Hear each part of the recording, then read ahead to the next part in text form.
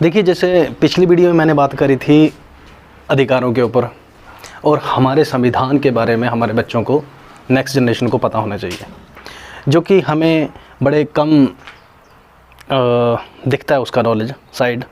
अगर एनसीईआरटीज़ में है भी तो वह इतनी कम मात्रा में दिया गया है, या फिर ढंग से समझाया नहीं जाता, क्योंकि वो मैक्सिमम उन टीचरों के द्वारा पढ़ाया जाता है जिनको खुद नहीं पता कि मतलब अधिकार होते क्या। उनको आर्टिकल 14 के बारे में पूछा जाए नहीं पता, उनको अगर काफ़ी बारीक लेवल पर आर्टिकल 19 के बारे में पूछा जाए उनको ये भी नहीं पता होगा, ठीक है। 21A के बारे में, उस पर क्या रिस्ट्रिक्शंस हैं, आर्टिकल 19 पर क्या रिस्ट्रिक्शन है, क्या तुम बोल सकते हो, क्या तुम लिख सकते हो, क्या तुम्हारे फ्रीडम ऑफ एक्सप्रेशन को, उनको ये नहीं पता होगा फ्रीडम ऑफ एक्सप्रेशन का ब्रॉड मीनिंग क्या है, ठीक है।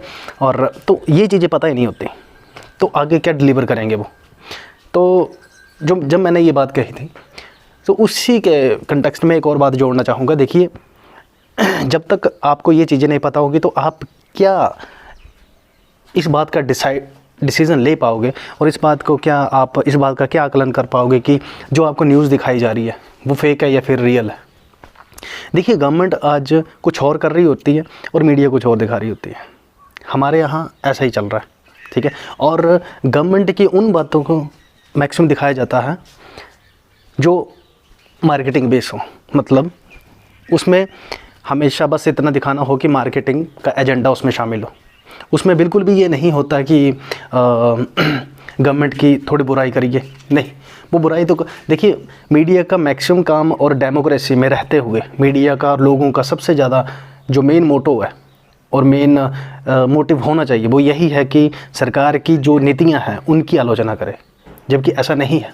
आप सरकार की आलोचना ना करके हमेशा ये दिखाएंगे, नहीं देखिए ये सरकार ये कर रही है, आज ये यहाँ गए, आज ये यहाँ गए, वगैरह वगैरह। ये क्या है? ये बकवास है सारी। आप रियल न्यूज़ पर कभी फोकस नहीं करोगे तो कैसे जनता को लगेगा पता कि नहीं, मीडिया जो काम कर रही है वो एकदम रियल काम कर रही है।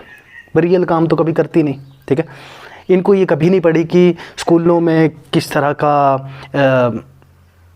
का मतलब एनवायरनमेंट है, गांव के स्कूलों में किस तरह का एनवायरनमेंट है।